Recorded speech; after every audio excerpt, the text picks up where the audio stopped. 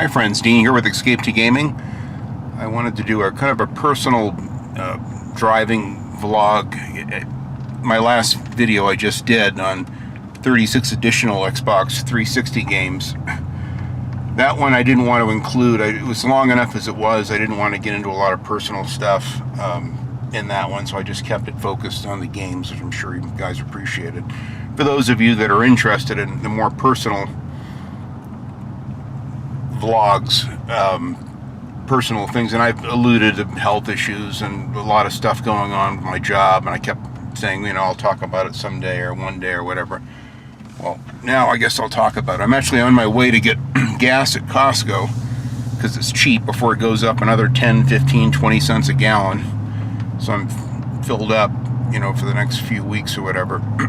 And then I'm going to go straight to my GameStop, which should be open. I should get there before they open, and to pick up my special Sniper Elite 5 Deluxe Edition, which I'm very excited for. That's really the only new game I've bought all year that I've looked forward to. There's just not much that grabs my interest, to be honest. The Dying Light 2 looks really good. I will get that one eventually. It's a shame they don't have a strategy guide for that one. But quagmire here with all this traffic.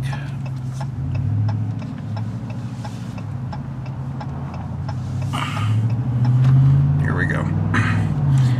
So I thought I'd just kind of cover a few things. You may have saw that I had a splint on my right hand in my last Xbox 360 video, and I had mentioned in, I think the one prior, I can't remember which one it was, maybe the one where I was going over 60 games, but I had talked about that I had injured my wrist badly, in fact, you know, in a precarious situation at work. I kept myself from falling and, you know, either dying or getting paralyzed or worse.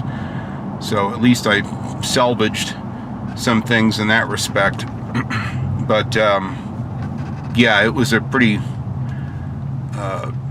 it's been pretty tough. I've been working for a company for a while now, for a few months, that I really like. It's a house painting company. It's way too much for me physically at 59 years old, approaching 60. It's just, it's a job for like a 28-year-old, a 34-year-old at best.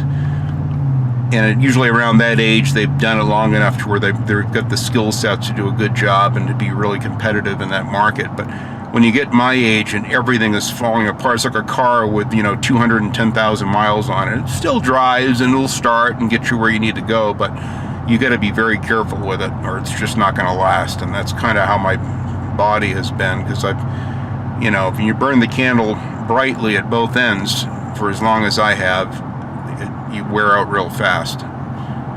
You know, I've been 300 mile an hour plus accidents and walked away from, and I was in one really bad head-on collision where I was doing 70 and the other person was doing 75, and almost damn near killed me, put me in and out of the hospital for 5 months. And so because of that, I've got some serious neck and back injuries, that advanced trauma to my spine that I have to live with the rest of my life.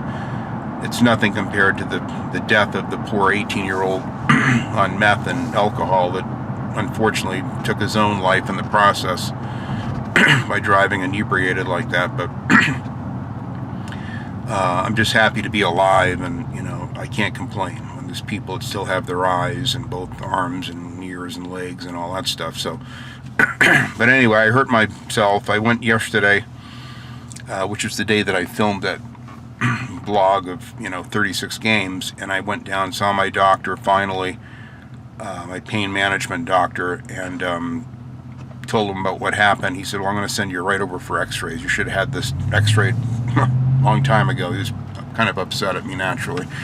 But at least I handled it now. Went over there and had x-rays and of my spine as I was coming up on the 1-year annual x-rays I have to do for my neurologist so he can review my spine. In that respect, my spine looks stable and solid, but there's a lot of advanced arthritis, noticeably more now than I had a year ago, so all this physical work is not helping me. So since I've been here, I mean, I've been working. I believe that I like to stay busy. I can't just sit at home. So I just take the first job that I see that looks halfway decent. Sometimes it pays good, sometimes it's not so good. And I've had a couple jobs. I lost my really good factory job that I had worked at with really good pay and benefits because of COVID. I couldn't pass the respirator test. And they knew that. That's why they said, oh, well, you're going to have a respirator test and pass it before we can let you continue working here. I go, that's interesting. I didn't have to take the test to get the job, but now all of a sudden they need it. Well, whatever. They obviously wanted me out because I cost them, a lot or their private disability. It's a huge company that built the railroad. So, I mean, they certainly have the money to absorb it. And there were pluses and minuses to that job. And there were a lot of aspects of that job that were very hard on me and hard on my lungs too. You're painting these really toxic industrial paints, which can damn near kill you. And so it's probably just as well that I get out of that. I got enough heavy metals and toxics in my system as it is from painting with lead-based paints when I was younger and God knows what else. So I've been trying to look out for good jobs, or a good job that would really pay off for me. Something I can do that's not going to be as hard on me at my age, but yet I can still do my skill set and get paid a premium. And boy, did I find one. My wife found one. I really give all the praise and credit to her. She has looked since my spine surgery. She found me the job in Nampa at the factory there that we produced, these buildings for the government. And that was a good job, but I hated the hours. You had to go at 4 a.m. for a month, and then the next month you go in at 9:30 a.m. So your whole family. I mean, my wife and I had to get up at 1:45 every morning so I could get ready for work, and it's not fair for her. And plus I had to work 10-hour days every day and every other Saturday, which the money with time and a half was incredible. And it was awesome. We were able to put a lot of money away, which helped to make up for the 18 months off that I went through. But anyway, I couldn't get the job, so I had to find something else. And I went to another painting company. They were just the morale of a pirate ship. I didn't last 6 weeks there, and I just said, fuck this, and quit. It's the first time I've quit a job since 1982, but it was awful. Just a lot of empty, vacuous promises, and they didn't deliver, and the morale was very bad from management all the way down. So I got out of there, and I found a nice Christian company, guy that was literally the same age as me, the same age, he's four days older than I am, born in 62. We both lived in California. We both had been married 27 years. It was very interesting. We hit it off, and we're still very good friends. So I worked for him. It was tough work, and he made me a lead painter and paid me top dollar. I was making like $1 less an hour than the guy that had been there 16 years, but I was getting really good money. But the problem was because he was doing mostly exteriors, he couldn't keep me busy. So I was doing, 23, 25, 28 hours a week. Sometimes, if I was lucky, 38 hours a week, but I never hit 40 hours. So even though I was making a good hourly wage, which I was real happy with, I just wasn't making that much. And I didn't complain. I like getting off early. Sometimes I'm just tired and just want to go home. The COVID has left me, and I haven't talked about this much, my breathing is better. It's not what it was. It's probably 75 to 80% tops of what my lung capacity was. My lungs are shot because of COVID. Because of that, I could not pass a respirator test, and I could not do an industrial painting job anymore. So thanks, China, for spreading COVID to the world, because not only has it killed millions of people, but it's also incapacitated greatly a lot of people that just simply want to work. They now can't because they have what's called a long haul COVID symptoms. And it's been very tough anyway. But what it has left me with that has not changed since last July 2nd, we're talking like over 10 months now, is the fact that I have severe fatigue. I would work a 10-hour day at that factory job, and that was hard work. This summer, it's 105 out, there's no air conditioning, and a giant metal structure. It's like a fucking oven in there. Plus, I'm in a paint booth where it goes up to 130 degrees. I had to bring 3 shirts a day because they would be soaking wet with sweat.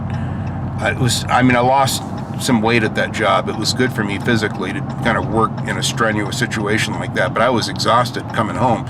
But I still had plenty of energy. I'd come home and wash my wife's SUV or my truck after a 10-hour day and the commute home, and I had energy in spades. I'd clean all the windows of the house after work and do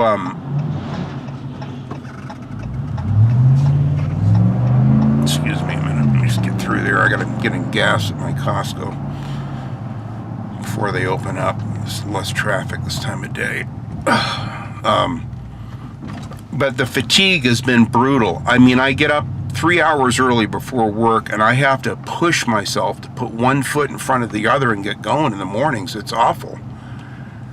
And it has not gotten better. And I've gone to my doctor numerous times. I'm on it like 12 different vitamins, 7,000 milligrams of vitamin D, which I was severely deficient in, and zinc, and really deficient in iron as well, taking iron supplements. So, I mean, I'm taking a tremendous amount of supplements. I'm eating good. I've lost 30 pounds. I don't know if anyone's really noticed, but in 6-7 weeks, I've lost 30 pounds because on this keto diet, and I'm losing weight by the week. I mean, it's just coming off in sheets, so that's a good thing.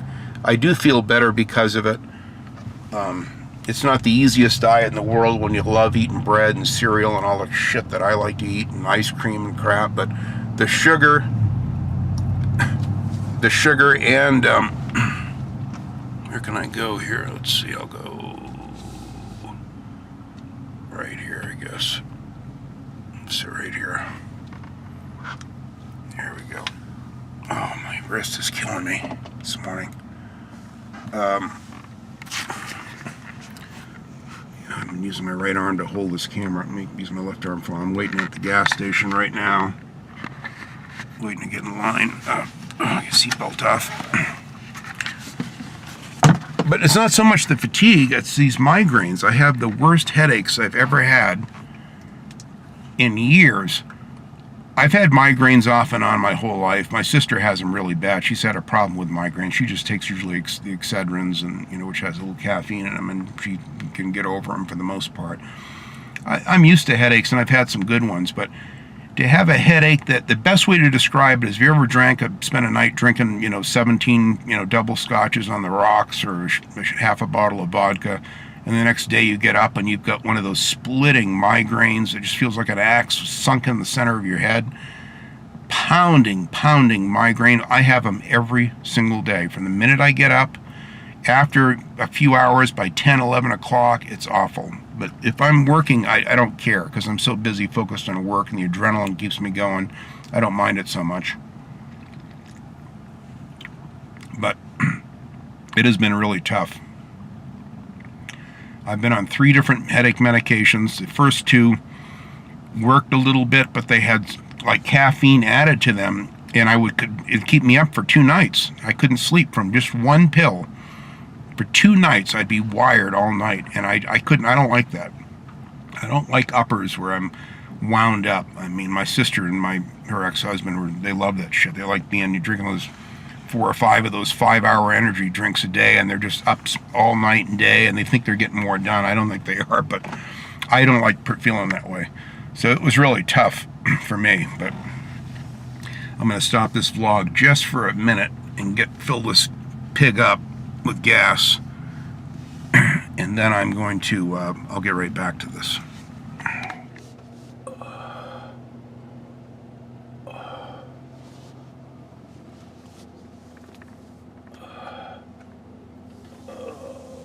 That's great.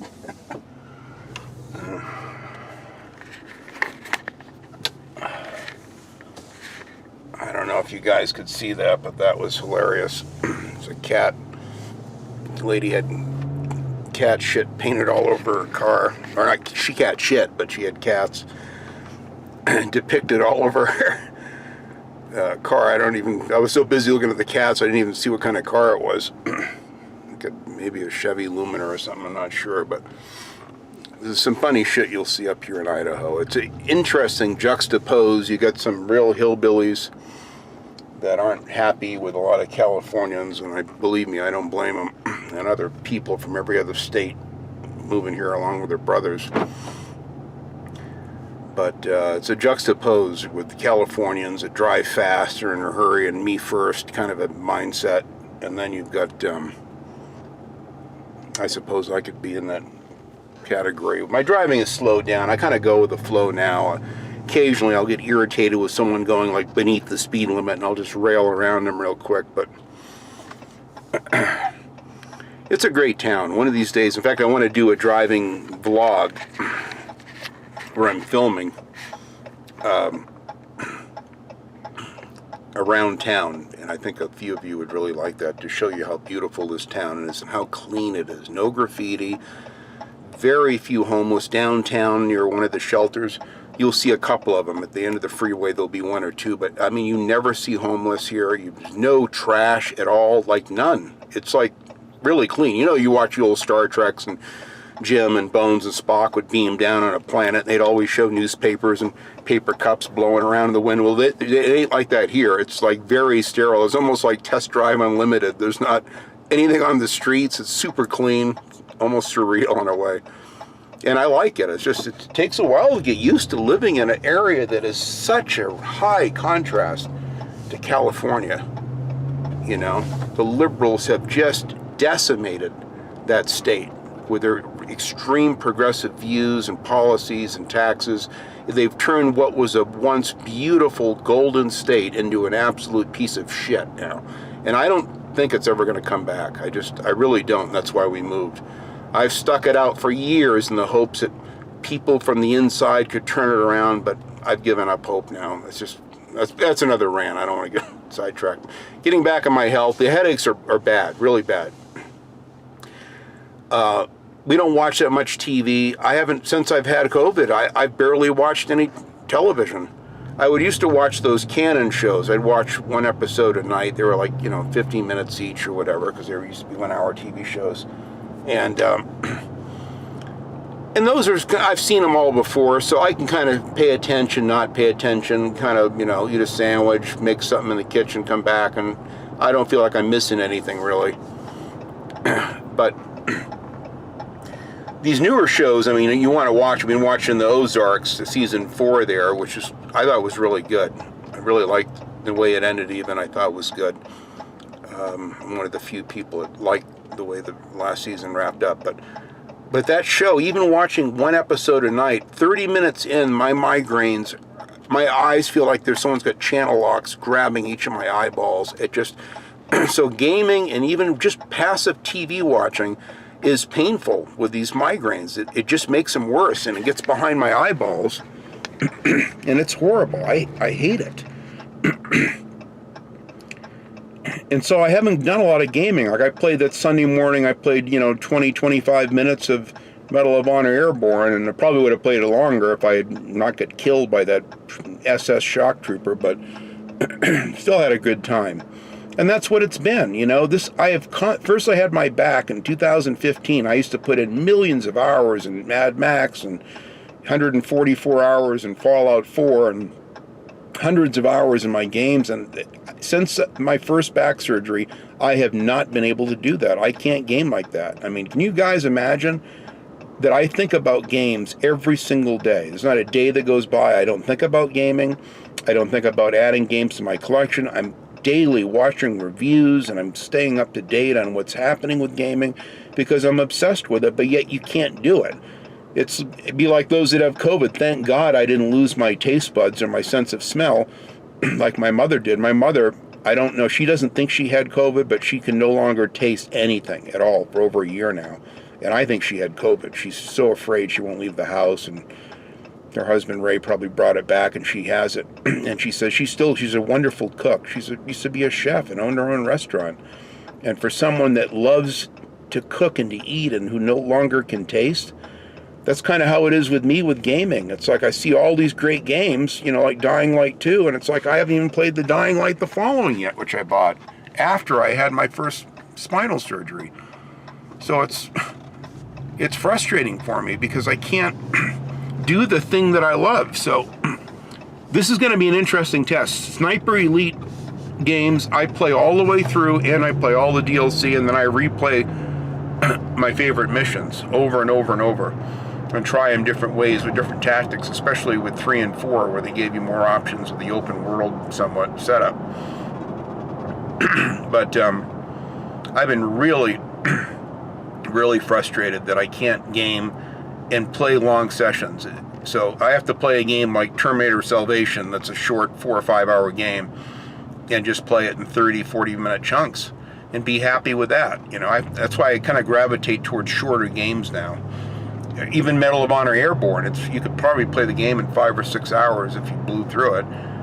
That's considered a short game, but for me, it might as well be a long game because it'll take me weeks to get through it, at the rate that I'm going, inching my way through it.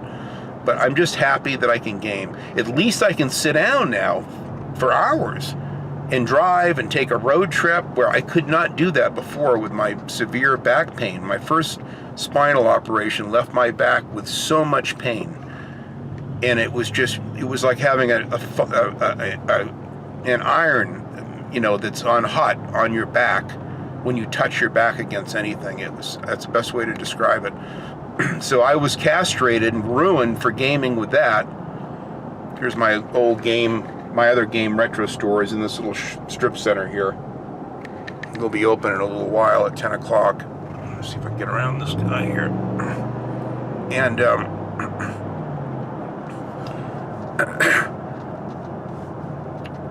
and so it's been really hard for me anyway with the gaming. This COVID thing has just fucked me bad, really bad.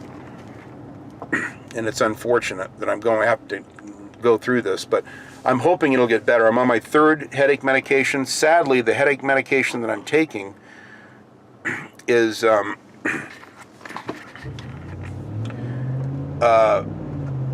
this one doesn't keep me wired. And when I told him that at first, he goes, well, I don't understand why it's keeping you awake. I don't have that. Other people I've given it to, they don't have that problem. But then again, I used to be able to drink Diet Coke all day and night and sleep, and now I can't do that anymore. So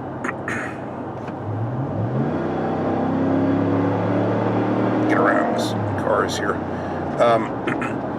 But now, I have one Diet Coke during the day, and I feel it. I feel like I'm up all night because of it. So it's becoming difficult for me to take a lot of those medications, and they would work about 40-50%. It would take my headache down to where it was manageable, and it was like a mild headache, and I was just happy with that, to be honest. But now it's at the point where it's just, I couldn't do it. So he said, well, I got one last medication we can try. It's a controlled substance. I go, great, another one? I've already got one controlled substance. So I wasn't thrilled about that, but it does work. It doesn't have caffeine in it, and it's a powerful medication. It's also used as an antidepressant, anti-anxiety drug, similar to Xanax, I suppose. I hate Xanax. I went on that for 2 weeks, and I thought I was going to kill somebody. There's a lot of these antidepressants will make you more violent, and I think that's why we're seeing an outburst. There's another long rant I don't want to get into now, but psychotropic drugs, I think, are making people violent, and to where they're doing these mass shootings and what have you, because that's what Xanax did to me. It doesn't do it with everyone, but with certain people, it has a reverse effect. It'll calm them down initially, but it builds up a reservoir of pent-up rage, and that's what some of these headache meds were doing. I didn't like the way I felt on them. So I'm on this new one now. It makes me extremely tired. It's all I can do to keep my eyes open after it. So I take it like an hour to 30 minutes before going to bed. And it's like, thank God, I get a little respite from the nightmare headache, and I can just go into a sleep feeling at least calm and not having the screaming, pounding, splitting hangover, literally like a hangover level headache every single day since I've had COVID. It's going to be going on a year here this July 2nd. And there's not one day that I haven't had a horrible migraine.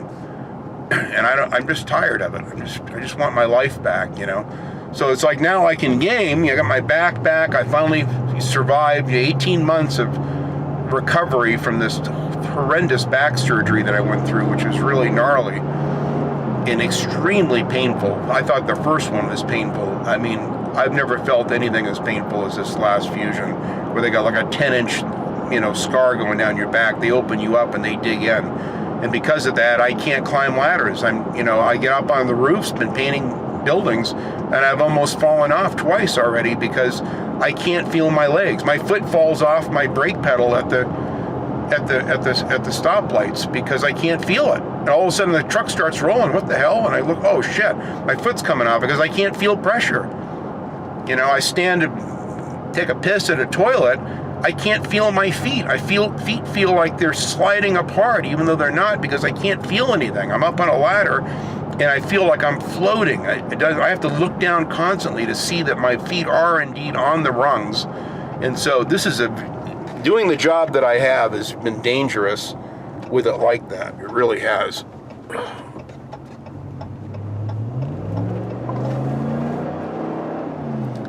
Yeah. So I was out yesterday driving around. This is getting close to getting on the freeway. This is a freeway offering. Here's a California plate right in front of us here. So many of them moving here. I see them every day. California plates, Washington plates, Oregon plates in particular. You'll see some Wyoming, North and South Dakota plates, a couple Arizona plates, Nevada plates too, but it's a lot of West Coast transplants that are fed up with, what's happened to these liberal cities, and they just want to feel normal. They want life to be good again, and here life is good in this state. So like I said, since I've been here, I've had the greatest time ever and the worst time at the same time because of, back surgery and then, going right into COVID not long after that. And so it hasn't been a great time for me. But the good news is this, before I get to my GameStop, my wife found an extremely good job. I'm making $7 an hour more than I've ever made before, even when I was making good money. And I'm really, really happy with that. The benefits are outstanding. I can triple my life insurance again like I did before, so my wife will get something if I croak or whatever. That was important to me, and I didn't have those kind of benefits at my last job. I hated leaving my last job. I loved the guys there so much. I've really been enjoying my time painting houses again, even though it's been very physically difficult for me. And I had to do that. I had to do that to see that, I'm no longer the person. I might be able to last another 2-3 years tops doing that.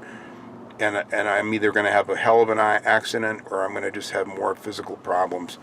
So I had to get into something that was easier on my body, but yet paid good. I mean, this is tough. My wife says, just get a job at Home Depot, honey. You could go in there. I don't care about the money. At least you're working. You got some money coming in.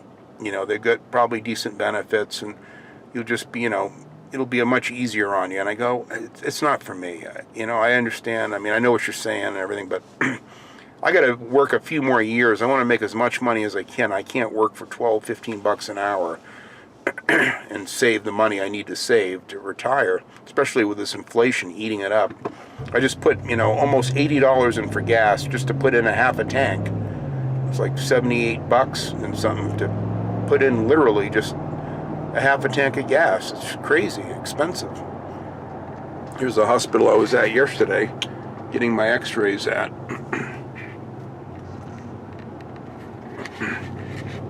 All my doctors, everything is real close here, so I really like the fact that everything is in close proximity. Our church is like right down the street here. My new job is very close to here. Now, I can't disclose. They're very strict with social media. I cannot say the name of the company. I can't talk about it. I can't say anything that I see and what goes on there, so I have to talk about it in kind of vague, I guess, generalities. So bear with me.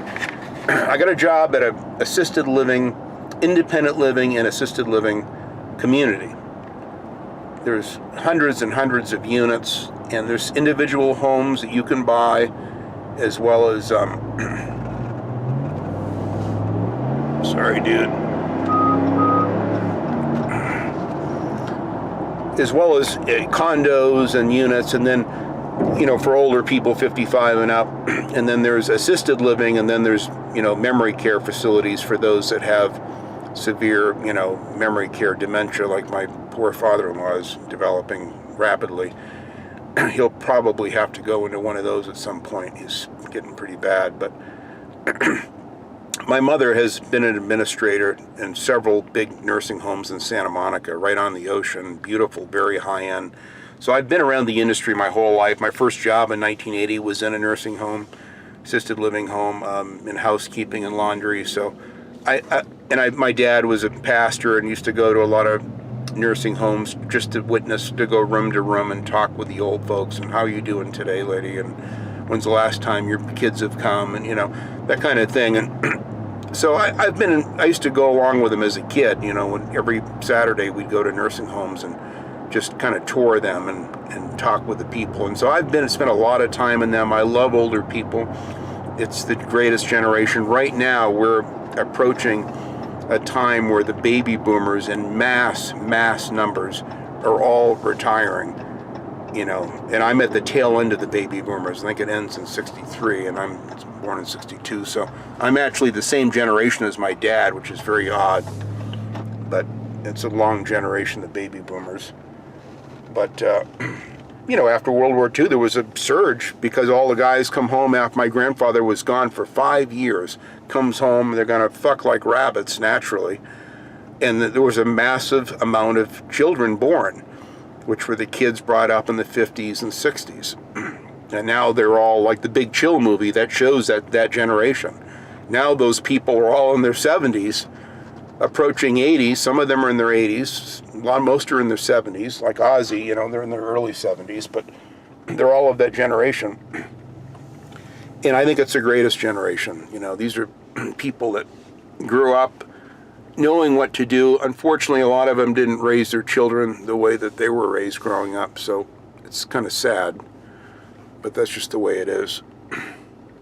I'm going to turn around here, get a parking spot, and just wait for GameStop to open up. I got here early. Let me see what time it is. I'm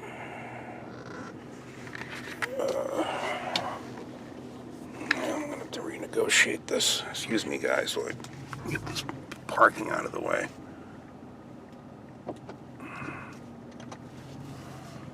There we go. Trying to steer with my bad left hand here. There we go, I got it now. These backup cameras do help. Oh, okay, slow down. There we go, right there. And turn that down. 9:37. I'll leave this on for a minute. Let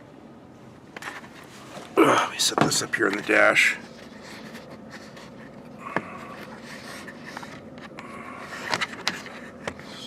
It's hard to find a spot where this will sit comfortably. Dash is like, here we go. So anyway, it's a great job. What they need is they used to have an in-house full-time painting position, just one person, and you might have 2 units a week to paint. You might have 30 that come over the course of a week or two, and then they have subcontractors that they hire out to. They've had a lot of subcontractors, but because the housing market's blown up here, a lot of them are getting behind and I can't come and even start that unit till next week. And so meanwhile, they got people that are on waiting lists waiting to get. This place is a premier, probably the most prestigious assisted living home in the whole Pacific Northwest. They own them, many of them in many of the Pacific Northwest states, and one in Arizona and some other states, up north. Again, I can't disclose the name and everything. There's a lot of celebrities here as well. In fact, I overheard the HR lady said Bruce Willis and his daughters are going to be here next week. Again, I don't know if they're coming in there to get a residency themselves, or if they're just visiting maybe family that's already here. That's all I can say. I overheard that, so that's about all I'll say about it. But there's a lot of celebrities that live in Idaho. Big, Schwarzenegger, Clint Eastwood have homes in Sun Valley, not far from here, a huge ski resort.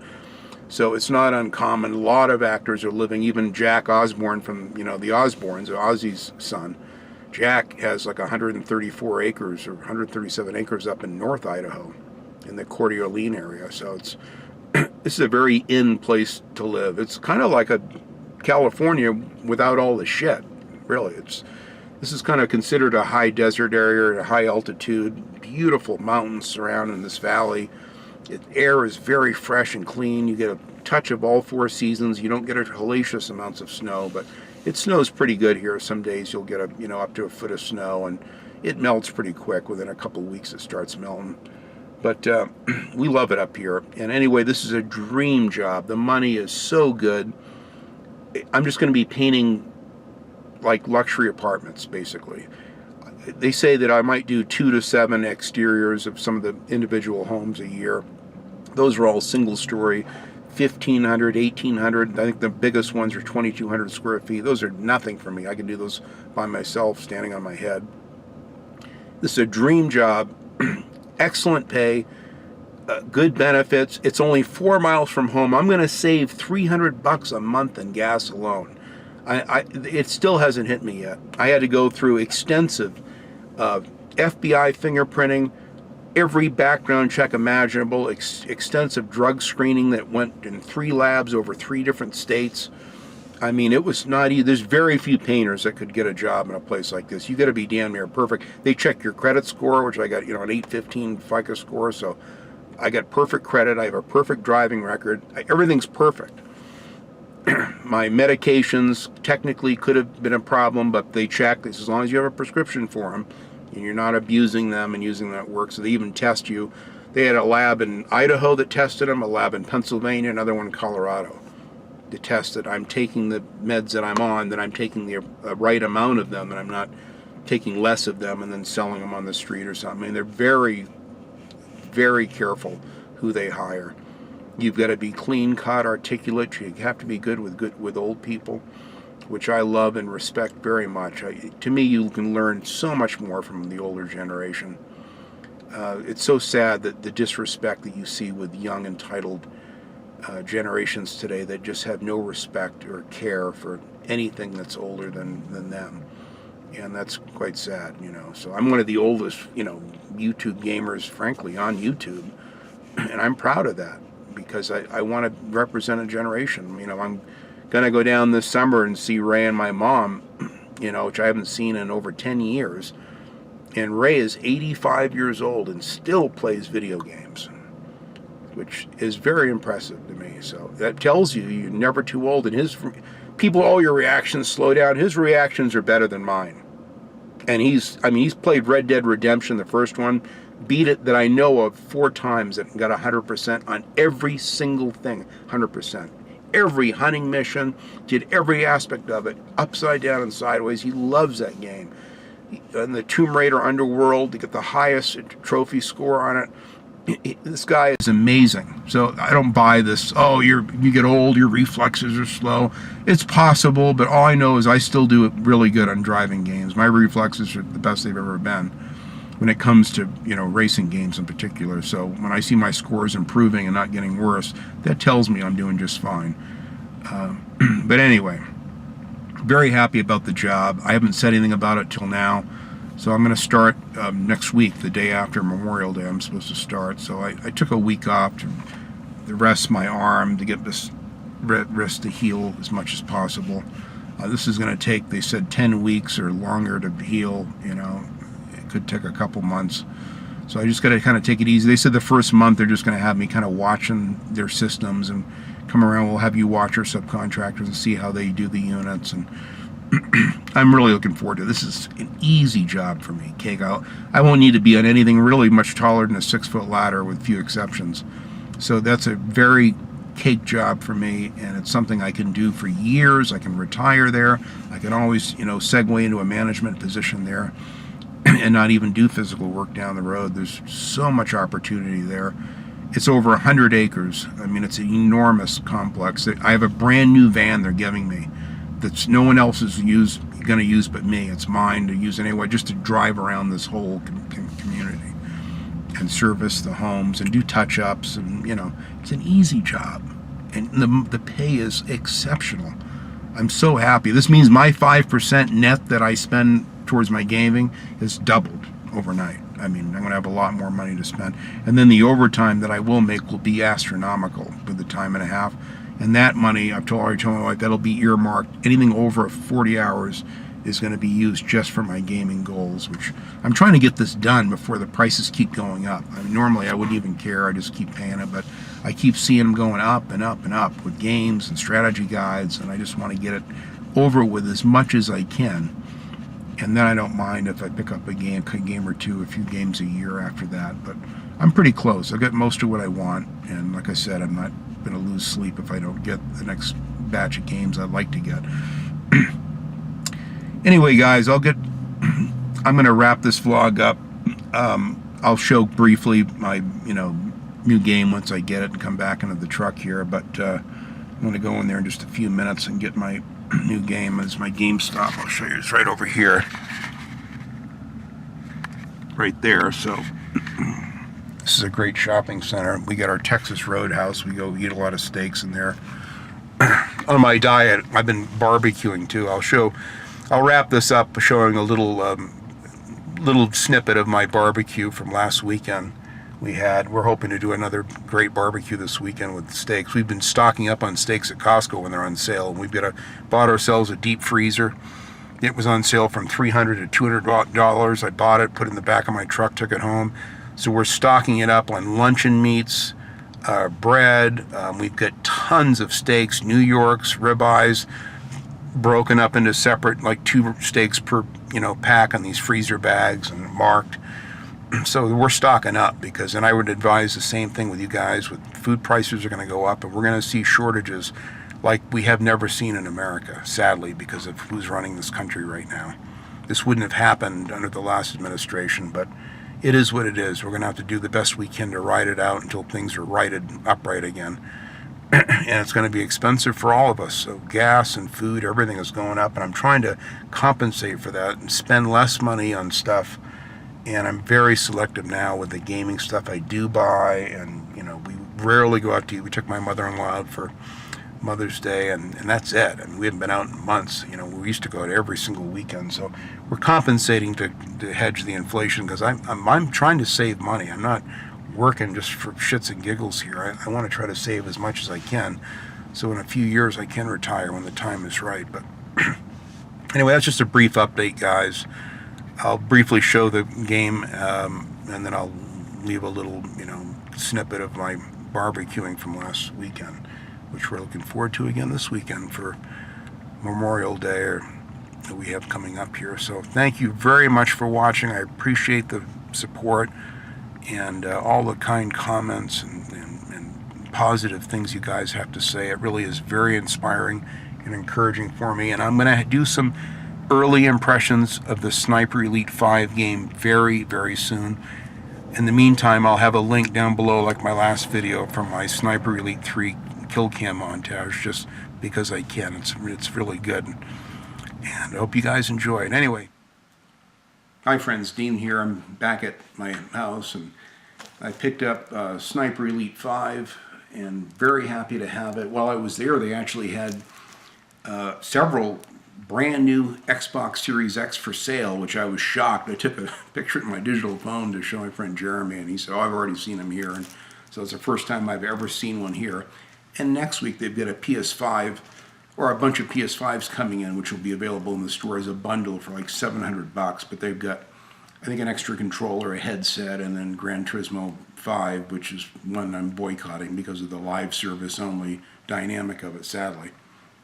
So right now is not the best time, but I was tempted to get one of those Series X and put it in my credit card and just take it home. But my wife and I are looking forward to this. She's got a 4-day weekend. This is Thursday the 26th, and so she's anxious to enjoy, her weekend. And I don't want to ruin it for her. $500+ purchase, plus, I'd have to buy a couple of brand new games for it naturally. So I'll hold off on that. But anyway, I'm very excited about this, and I'll be doing an impression soon. Unfortunately, I just was leaving the parking lot of the GameStop, and my wife sent me a text with some very bad news, and I thought I'd share it here. This kind of really took the wind out of my sails. I'll just show you on my phone. My wife sent me a link to Ray Liotta has passed away at 67 years old. Of course, you know him as a voice in Vice City. This is one of my favorite contemporary actors. This is a painful loss for me. He was actually down the Dominican Republic filming a film, and he died in his sleep, apparently. So he's only 7 years older than I am. So my wife's worried sick. She goes, "I'm worried about you dying in the next few years." And I go, "I'm going to try not to." So Born 1954 to 2022. We'll miss you, Ray. Rest in peace. I love this guy so much. You know, I saw the Goodfellas the night it came out and went back like 3 times to see it. I enjoyed it so much. And we just watched it recent. They'd had like a prequel of The Sopranos that had him in it, which I thought was good. And he's a great actor. I really will miss him. You know, in the Hannibal movie, obviously, the sequel to Silence of the Lambs, he was in that as kind of an asshole, but a great role for him. A great guy. You know, Vice City, his voice just made that game, and I knew who it was every time I heard that voice. That's who I saw, you know, as that character, ironically. But anyway, just on a somber note, I just thought I'd share that. So we'll miss you, Ray Liotta. I'm sure your family. He was just engaged to get married too, sadly. So it's an absolutely tragic loss at a young age. You know, you guys may think that's old, many of you, you know, but when you get up at 60 years old, you see how short life is. I mean, I might only have 10 or 20 years left myself, so it's, you know, you got to take advantage of every day because you never know when it's your last. Car accident, plane crash, poison, COVID, anything can hit you and wipe you out. But anyway, on that somber note, I'll let you guys go. And anyway, enjoy your lives, guys. Please take care of yourselves and enjoy your games and game collections.